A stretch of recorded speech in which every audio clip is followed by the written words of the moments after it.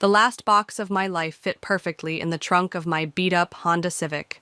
15 years of marriage, reduced to cardboard containers and 2 suitcases. I stood in the driveway, keys dangling from my trembling fingers, when I heard their voices drift through the open window of what used to be my home. I always knew she wasn't good enough for my Damon. Michaela's voice sliced through the evening air. Now we can finally get rid of all traces of her artistic mess. I'm Elise, and this is how I lost everything I thought I had built. Well, almost everything. Mommy, can I bring Mr. Whiskers? My daughter Kylie's small voice called from the back seat, clutching her favorite stuffed cat. At least I hadn't lost what mattered most. Of course, sweetie. I managed to smile, though my chest felt like it was being crushed. The front door opened, and Michaela emerged, her perfectly coiffed silver hair catching the sunset. Still here? I thought I made it clear you needed to be gone by 6. Her lips curved into what others might mistake for a smile, but I knew better. We're leaving, I said, straightening my spine. Just making sure we didn't forget anything important. Important? She laughed, the sound like breaking glass. Everything important belongs to the family, and you, dear, are no longer family. My fingers curled into fists. Kylie is family. Oh, we'll see about that too. Her words hit like ice water. Damon's lawyer will be in touch about custody arrangements. Before I could respond, a sleek BMW pulled into the driveway. Damon stepped out, Harmony close behind him, 29, gorgeous, and everything I apparently wasn't anymore at 34. Dad, Kylie called out, but I touched her shoulder gently. Not now, sweetheart. We need to go. Damon at least had the decency to look uncomfortable. Elise, he started. Save it, I cut him off, climbing into the driver's seat. As I started the engine, I caught snippets of conversation through my open window.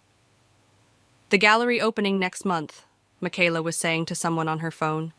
Make sure her name is removed from the list. In fact, let's make sure she's not welcome at any of the local exhibitions. My hands tightened on the steering wheel. Art was my life, my career, my escape, and now she was trying to take that too. Where are we going? Kylie asked as we pulled away from the house. To Aunt Cadence's, I replied, forcing cheerfulness into my voice. Remember her? She's got that cool studio where you can paint whatever you want. Can we paint unicorns? All the unicorns in the world, baby. The drive to Cadence's small apartment took 20 minutes, each one feeling like an hour. My phone buzzed with a text from an unknown number. I checked it at a red light. Heard about your situation. Michaela's making calls. She's telling everyone you stole from the family. Better watch your back. A friend. My stomach churned. In our small town, Michaela's influence ran deep. She sat on every important board, attended every significant social event, and controlled more than just the art scene. Cadence was waiting outside when we pulled up, her wild curly hair a mess as usual. She rushed to help with our bags. I've got the guest room ready, she said, hugging me tight.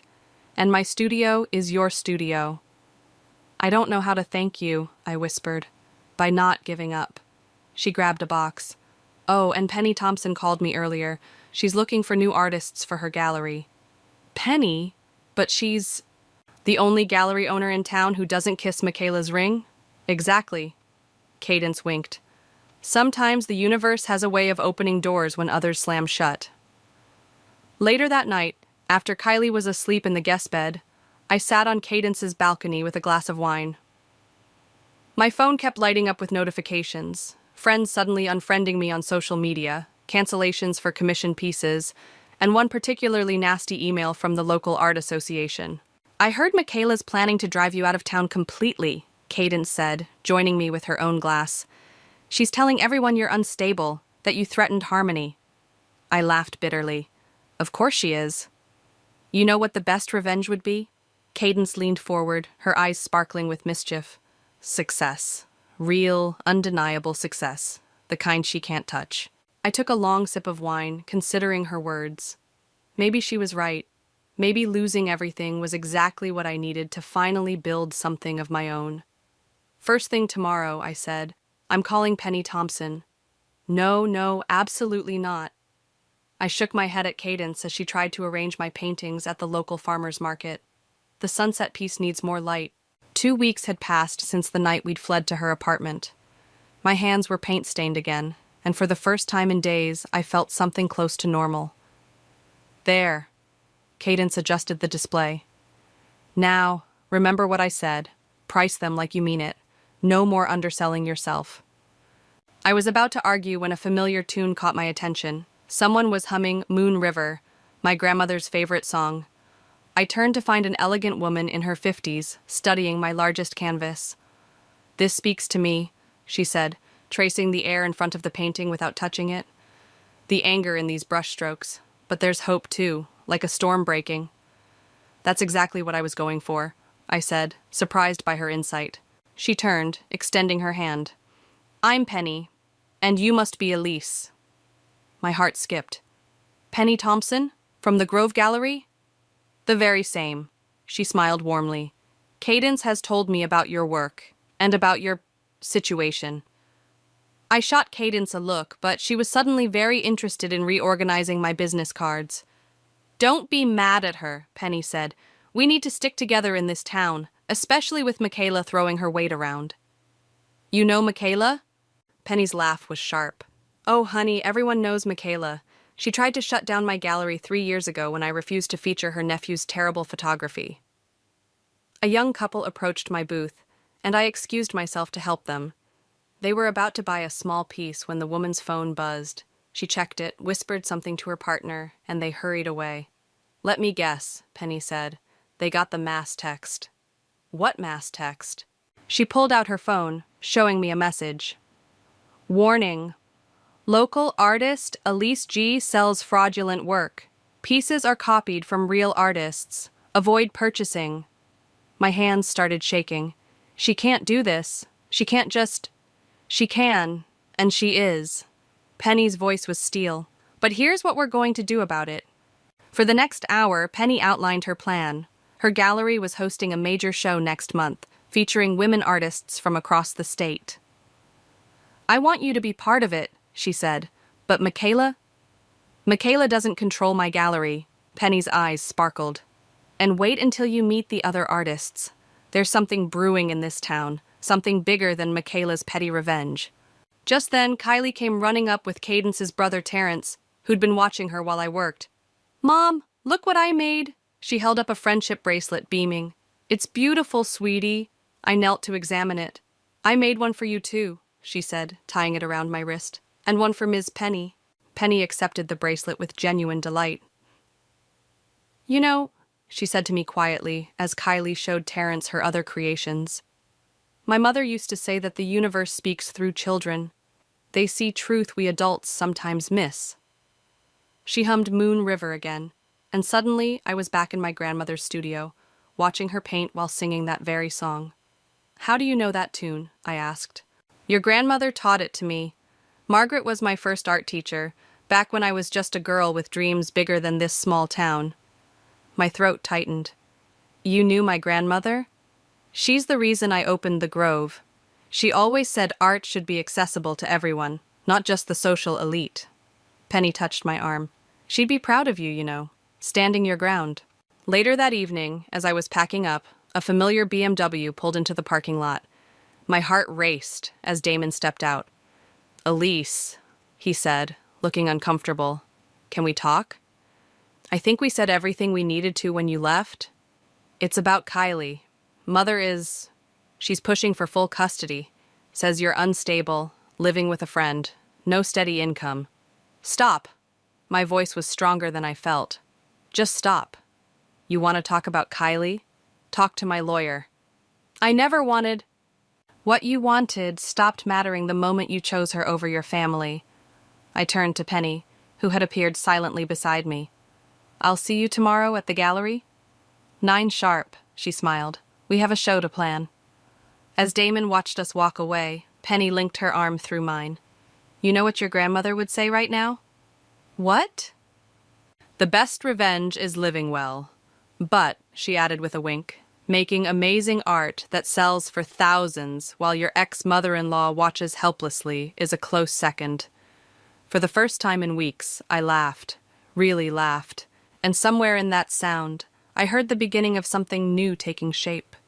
The Grove Gallery hummed with energy as I hung my final piece, a massive canvas depicting women rising from storm clouds, their faces both defiant and serene. 3 weeks of preparation had transformed the space into something magical. "Perfect placement," Penny said, adjusting the spotlight. "This one's going to be our centerpiece." A group of women gathered nearby, chatting excitedly. They were part of what we'd started calling the Collective, local female artists who'd been silenced or sidelined over the years. Some by Michaela, others by different forces, but all with stories that needed telling. "Did you hear?" Cadence rushed in, barely containing her excitement.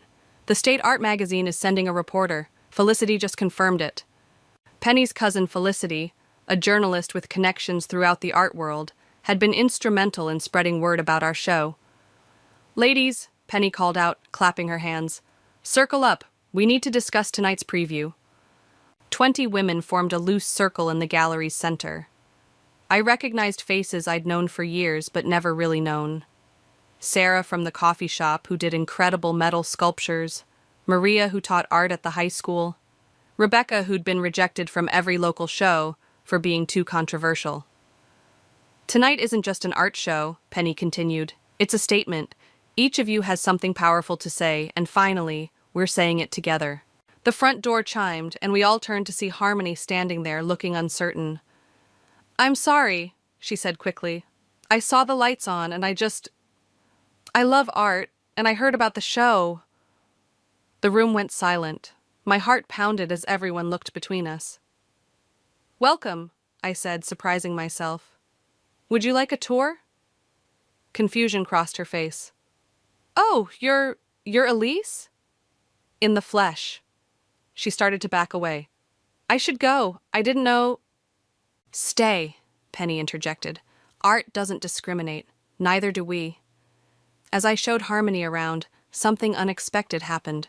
She was genuinely moved by the work, asking intelligent questions, sharing her own love of painting.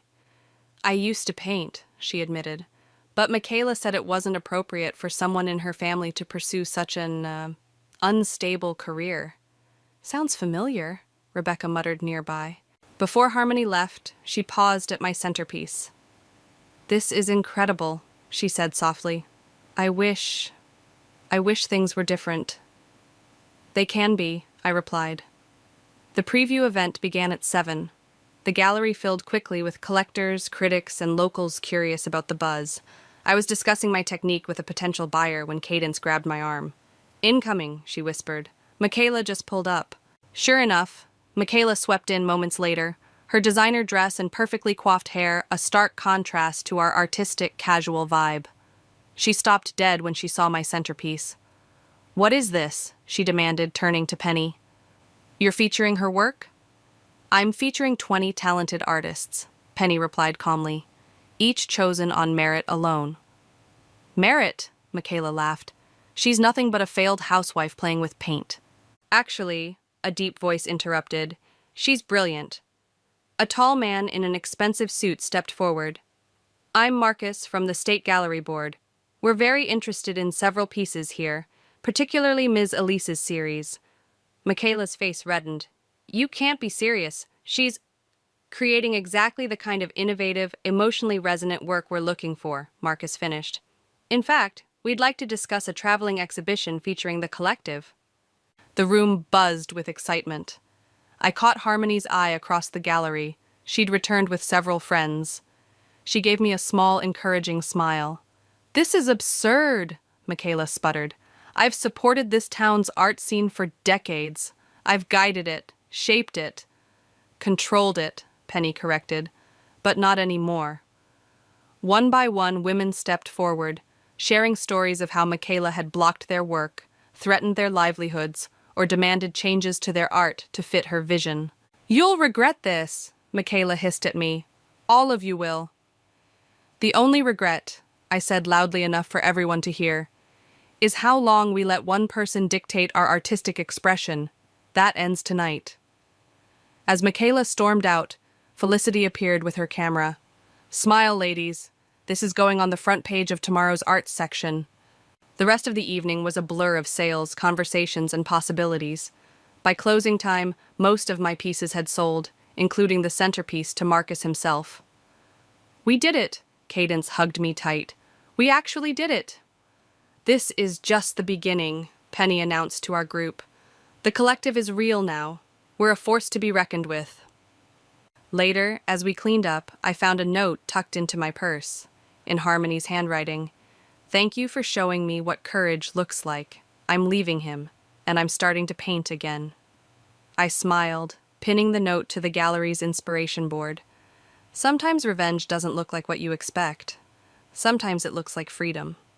"Mom, look!" Kylie pointed excitedly at the newspaper. "That's you!" The arts section featured a full-color spread about the collective's gallery opening. My centerpiece dominated the page, with Felicity's article detailing our artistic revolution in a small town. The photo captured all of us, arms linked, smiling with the kind of confidence I thought I'd lost forever. My phone buzzed. Damon's number. "What do you want?" I answered, stepping onto Cadence's balcony. "Have you seen what you're doing to my mother?" His voice was tight. "She's in tears, Elise. People are canceling their memberships to her arts foundation. Funny how consequences work, isn't it? This isn't you. The Elise I knew wouldn't. The Elise you knew died the day you left." I gripped the railing. "And this new version? She's done being silent." A knock at the door interrupted us. Cadence answered it, then called out urgently, "Elise, you need to see this." I hung up and rushed inside. Rebecca stood in the doorway, shaking. Her phone displayed a social media post, photos of her more controversial pieces alongside accusations of moral corruption and dangerous influences. The comments were vicious. "It's happening to all of us," she said. "Michaela's friends are reporting our social media accounts, calling our employers, even contacting our landlords." My own phone started flooding with notifications. Someone had posted old photos from my college days, twisted with suggestive captions and false stories. "She's trying to destroy us," Cadence said, scrolling through her phone. "Sarah just lost her coffee shop job. Maria's being questioned by the school board." "No," I said firmly. "We're not letting her win. Call everyone. Emergency meeting at Penny's. Now." Within an hour, the collective gathered in Penny's back garden. The fear was palpable, but so was the anger. "My landlord's threatening eviction," Maria said. "Apparently someone suggested I'm running an adult business from my apartment." "The school board's reviewing my contract," Rebecca added. "They're calling my art inappropriate for children." "Ladies," Penny's voice cut through the panic. "This is exactly what Michaela wants. Fear, division, surrender." "But what can we do?" Sarah asked. "She has all the power." "No," I stood up. "She has influence. We have truth. And numbers." Just then, an unexpected voice joined us. "And you have me." Harmony stepped into the garden, followed by Felicity. "Why should we trust you?" Rebecca demanded. "Because I have proof." Harmony held up her phone. Screenshots, emails, recordings, everything showing how Michaela manipulates people, including what she did to Elise and others before her. The garden erupted in discussion. Felicity examined Harmony's evidence with professional interest. "This is gold," she said, "but publishing it could be risky." "I don't care anymore," Harmony replied. "I watched her destroy my relationship with art.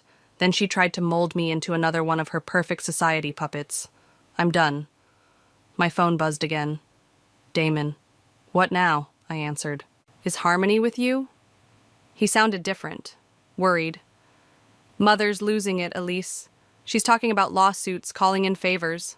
I've never seen her like this." "Good," I said. "Maybe she'll finally understand how it feels to lose control. Just be careful. She's not going to stop." As if on cue, our phones chimed simultaneously. A mass email from Michaela's Arts Foundation announced an emergency town hall meeting tomorrow night regarding the moral decay of our arts community. "Perfect," Penny smiled. "She's giving us exactly what we need, an audience." We spent the next hours planning. Felicity would prepare a story exposing Michaela's tactics. The collective would prepare a presentation of our work, focusing on its positive impact on the community. Harmony would speak publicly about her experiences. As everyone left, energized with purpose, I found myself alone with Harmony. "Why are you really helping us?" I asked. She touched one of my smaller paintings, a simple scene of Kylie painting. "Because this is real art. It makes people feel something true." She paused. "I was wrong to let Michaela convince me that love could be calculated like a business transaction." "Does Damon know you're here?" "He will." She smiled sadly. "We both need to stop letting others define our worth." Later that night, as Kylie slept surrounded by her stuffed animals, I received another text from an unknown number. "Watch your back. Tomorrow night won't go as planned. Michaela's got something big prepared. A friend." I forwarded it to Penny, who responded immediately. "Good. The bigger she makes it, the harder she'll fall." I walked to my easel, where a new piece was taking shape, a phoenix rising from ashes, but the ashes were torn canvas and broken paintbrushes. Around it, small figures reached up, catching sparks and turning them into stars. "What are you painting, Mommy?" Kylie's sleepy voice surprised me. "The future, baby," I said, lifting her onto my lap. "Want to help?"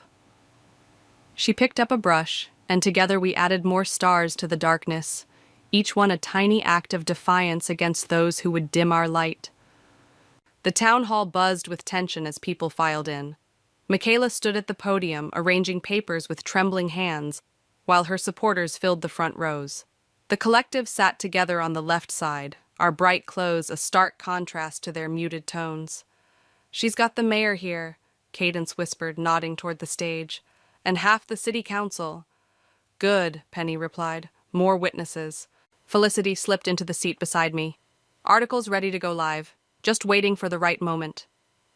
The lights dimmed, and Michaela tapped the microphone. "Thank you all for coming tonight. We're here to discuss a serious threat to our community's values."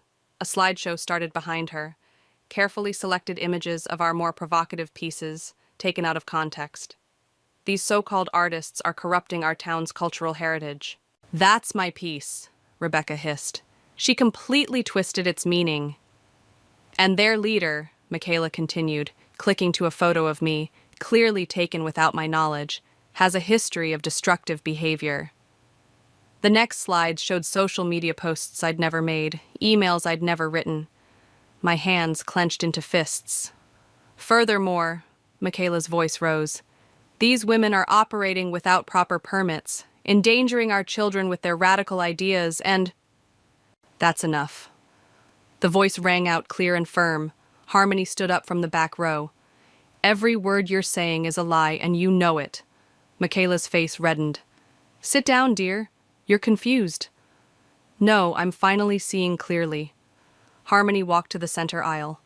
"Should I tell everyone about the fake social media accounts you created? Or how about the threatening calls you made to landlords and employers?" "Security!" Michaela called out, but no one moved. I stood up next. "Or should we discuss how you tried to take my daughter away because I wouldn't bow to your control?" One by one, the collective members rose, each sharing their story. Maria described the false complaints to the school board. Sarah detailed the lies told to her coffee shop employer. "This is ridiculous," Michaela sputtered. "I have proof." "Actually," Felicity stood, holding up her phone, "we have proof. Real proof. My article just went live, including recordings, screenshots, and sworn statements from dozens of people you've threatened over the years." The room erupted in murmurs as people pulled out their phones, reading the exposé in real time. "You can't do this to me," Michaela's voice cracked. "I built this town's art scene." "No," Penny walked to the podium. "You controlled it. There's a difference." She turned to address the crowd. "The real art scene is about community, growth, and truth. Let us show you." At her signal, the lights shifted, and hidden panels around the room dropped, revealing an impromptu gallery. Pieces from every collective member told stories of struggle, triumph, and human connection. "This is what art should be," Penny continued. "Not a weapon for social control, but a bridge between hearts." The mayor stood up, looking troubled. "These accusations against Michaela, they're very serious." "And true," a new voice added. Damon walked in, carrying a thick folder. I have copies of every email, every threat, every manipulated document, including what she planned to use to take Kylie away from her mother. Michaela staggered. Damon, how dare you? No, Mother, how dare you? You didn't just hurt Elise. You've hurt everyone in this room in some way, including me. The crowd's murmurs grew louder. People began moving away from Michaela, some joining the collective's side of the room. I moved to immediately suspend Michaela from all civic positions pending investigation, a council member announced. Seconded, another added quickly. You can't. Michaela grabbed the podium. Without me, this town's culture will collapse into chaos. Actually, I stepped forward. It will finally be free to grow. The vote was quick and decisive. As Michaela was escorted out, still protesting, the energy in the room shifted. People gathered around our artwork asking questions, sharing stories of their own experiences. Mom! Kylie ran to me from where she'd been waiting with Terrence. Did we win? I lifted her up, hugging her tight. We did something better, baby. We told the truth. Later that night, the collective gathered at Penny's gallery. Harmony and Damon joined us, both looking lighter somehow. So what now? Sarah asked, raising her glass. Now, Penny smiled. We build something new, something real. My phone buzzed with a text from Felicity. Story's gone viral. State papers picking it up. You're trending. But it wasn't the headlines I cared about. It was the sight of Kylie drawing alongside Rebecca's daughter, of Maria planning new classes for her students, of Sarah sketching ideas for her coffee shop's new art space. You know what this means? Cadence nudged me, grinning. The Autumn Arts Festival needs new leadership. I looked around at these women who had become more than colleagues. They were family now. I think we can handle that.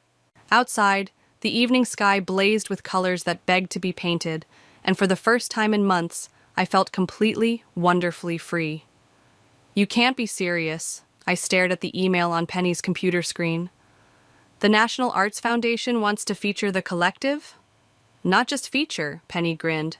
They want us to headline their autumn showcase in New York. 2 months had passed since the town hall showdown. The collective had grown from 20 members to over 50, with artists coming from neighboring towns to join our movement. There's more, Penny clicked another email. Remember that developer who wanted to tear down the old theater for luxury condos? They're offering it to us instead, as a permanent gallery and teaching space. My coffee cup clattered against its saucer. How can we possibly afford? State arts funding, Felicity breezed in, waving a document. Just got approved. Turns out when you expose corruption in the arts community, people want to support positive change. The gallery door chimed. Harmony walked in, carrying a canvas covered in brown paper. Is that what I think it is? Cadence asked. Harmony nodded, carefully unwrapping her first completed painting since leaving Damon. I'm not sure it's good enough for— Stop, I interrupted. That's Michaela talking. Show us. The painting took our breath away. A woman emerging from a chrysalis. But the chrysalis was made of society pages and fashion magazines, crumbling away to reveal vibrant colors beneath. It's perfect for the showcase, Penny declared. Speaking of which, we need to discuss the opening night. We gathered around the planning table where Sarah was arranging a timeline. The developer's letting us use the theater for 1 night before renovations begin. We'll transform it into a multi-level gallery space. And look who RSVP'd, Felicity pulled up the guest list. Every major art critic in the state, 3 museum curators, and— The door chimed again. Damon walked in, looking uncomfortable. Can we talk? He asked me quietly. Outside, the autumn air was crisp. We walked in silence for a moment. Mother's leaving town, he finally said. Moving to Florida to live with her sister. Good. I'm sorry, Elise, for everything.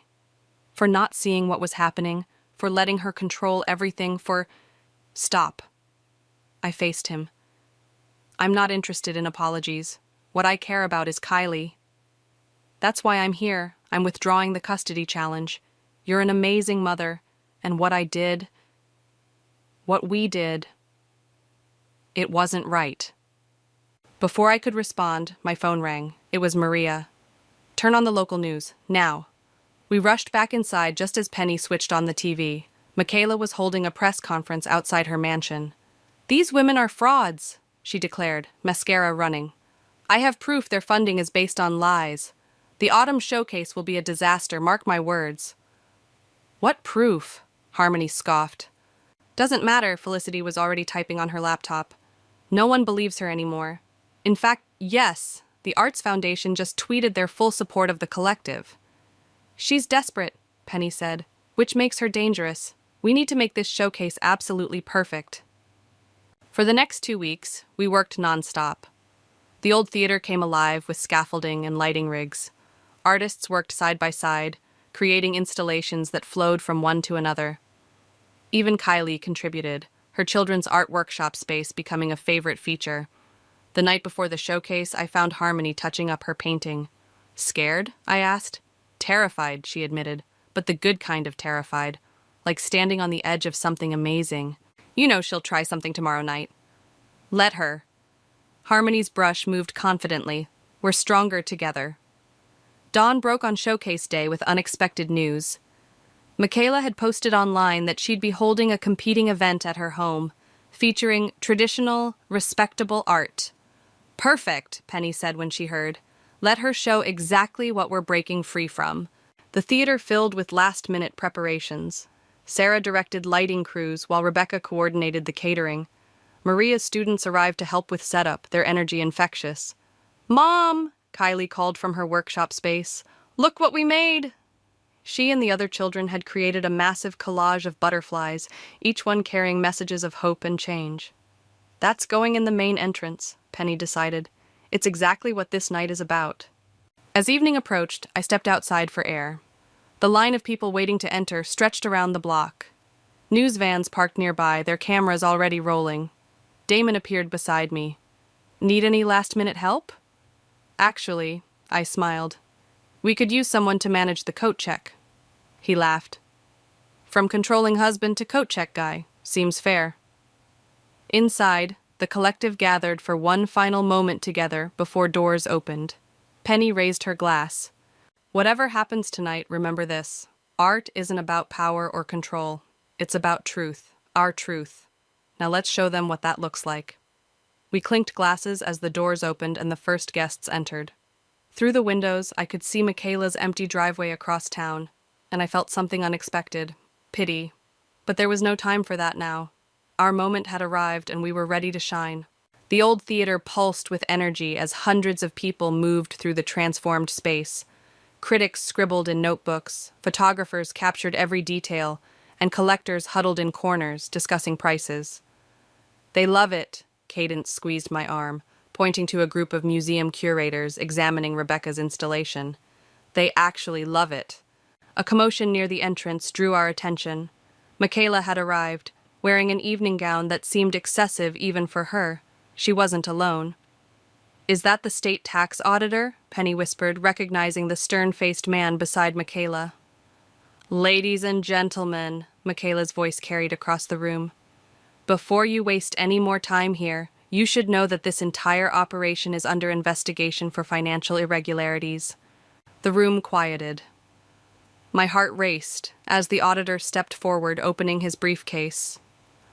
"Actually," a new voice cut through the tension, "that investigation was completed this morning." A woman in a sharp suit emerged from the crowd. "I'm Amanda Davis, head of the State Arts Commission, and the collective passed with flying colors." Michaela's face fell. "But you said—" "I said I'd look into their finances," the auditor replied. "I did. They're exemplary. You, on the other hand." He turned to face Michaela. "Have some explaining to do about certain discrepancies in your foundation's accounts." "This is ridiculous," Michaela's voice rose. "I built this town's art scene. I decided who succeeded and who—" "And that's exactly the problem," Amanda interrupted. "Art isn't about one person's control. It's about community, growth, and opportunity, which is why the Commission is proud to announce a full partnership with the collective." Applause erupted. Michaela staggered backward, bumping into Harmony's painting. Before anyone could react, she grabbed it. "You want community?" she snarled. "Here's your community." She moved to tear the canvas. "Stop!" Harmony's voice cracked like a whip. She stepped forward, tears in her eyes but head held high. That painting is about you, Michaela, about how you tried to make me into your perfect society puppet, how you did the same to countless others. Look at it. Really look." The room held its breath as Michaela stared at the painting, the woman emerging from her chrysalis of social expectations and false pretenses. Michaela's hands trembled. "I was only trying to maintain standards." "No," I stepped forward. "You were trying to maintain control, but art isn't about control. It's about freedom." "Freedom?" She laughed bitterly. "Look what freedom got you, living in a friend's apartment, raising your daughter alone." "Building a movement," Penny added, "inspiring others, creating real change." "And not alone," Damon spoke up from where he'd been watching. "None of us are alone anymore. That's what you never understood, Mother. True art brings people together. It doesn't divide them." Michaela looked around the room, seeing perhaps for the first time how many people stood against her. Her grip on the painting loosened. "Security will escort you out," Amanda said quietly. "And the commission will be in touch about those financial discrepancies." As Michaela was led away, the energy in the room transformed. People moved closer to Harmony's painting, seeing it with new understanding. Critics who'd been skeptical began writing furiously in their notebooks. "Mom!" Kylie ran up, her face glowing. "The nice lady from New York wants to buy my butterfly picture. Can I sell it?" I looked at Penny, who nodded encouragingly.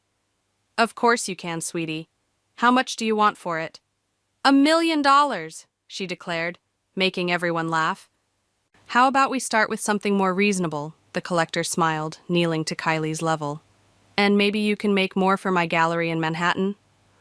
The rest of the evening passed in a blur of sales, interviews, and congratulations. The National Arts Foundation representative announced they were doubling their support for our New York showcase. 3 museums requested traveling exhibitions. Near midnight, as the crowd thinned, the collective gathered in Kylie's butterfly workshop space. "Final count," Felicity announced, checking her tablet. 87 pieces sold, total sales over $200,000, and that's not counting the commissions and exhibition deals. "But more importantly," Penny added, "look around. Look what we built together." We did. The theater hummed with possibility. Where there had been emptiness, now there was life. Where there had been silence, now there was conversation. Where there had been fear, now there was courage. "I just got a text from the auditor," Cadence said. "Michaela's foundation is being dissolved. All assets will be transferred to community arts programs." "Poetic justice," Rebecca smiled. "No," I corrected, watching Kylie show another child how to make paper butterflies. "Just justice." Outside, the autumn night was clear and cool. Stars sparkled above the old theater, now transformed into something new and vital. Tomorrow would bring challenges, renovations, programs to plan, a New York showcase to prepare for. But tonight, we celebrated not just victory over one person's control, but the birth of something larger than ourselves. A community, a movement, a revolution of color and truth and freedom. And it was beautiful. Perfect. I stepped back from the newly installed sign, the Collective Arts Center, where every voice matters. The old theater's facade gleamed in the morning sun, its Art Deco details restored to their former glory. "Ready for the big day?" Penny appeared beside me, carrying 2 coffee cups. As ready as I'll ever be, I accepted the coffee, watching students arrive for our first official classes. Young artists, retired hobbyists, and everyone in between streamed through the doors. "Guess who just pulled up?" Cadence called from inside. Through the front windows, I saw Harmony helping an elderly woman from a car. Michaela looked smaller somehow, less imposing in simple clothes without her usual perfect hair and makeup. "Are you sure about this?" Penny asked quietly. "Everyone deserves a chance to find their voice," I replied, remembering my own journey. "Even her." Michaela entered hesitantly, clutching a worn sketchbook. I saw the flyer for beginners' classes." "Welcome," I said, surprising myself with how much I meant it. "Maria's teaching basic techniques in Studio 3. Before you go," Harmony touched her former mother-in-law's arm, "I saved you a spot next to me." Tears welled in Michaela's eyes as she followed Harmony upstairs. Through the open studio door, I heard Maria's warm welcome, the scratch of charcoal on paper, the murmur of encouragement. "Mom!" Kylie burst through the door. "The art supply truck is here. Can I help unpack?" "Hold on, wild thing," I laughed. "First, show our guest your new piece." Amanda from the State Arts Commission stood examining Kylie's latest work, a vibrant mixed-media piece combining painting and collage. "This is extraordinary," Amanda marveled. "How old did you say she is?" 8 going on 30, I smiled. "She's teaching a children's workshop next week."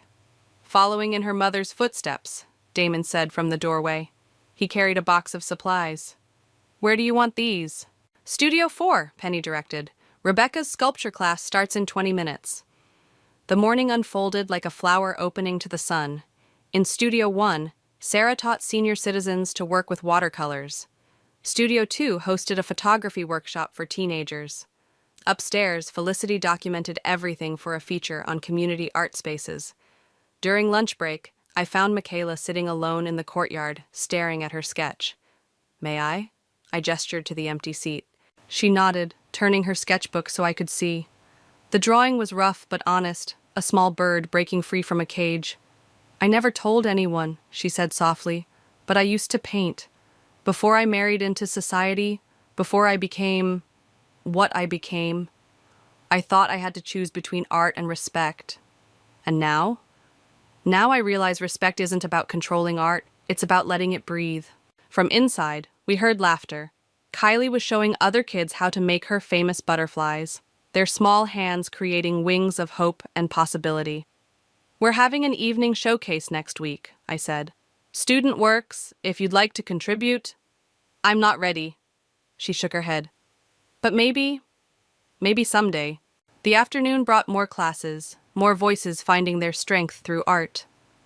Terrence helped install new lighting in the gallery space, while Cadence organized the upcoming exhibition schedule.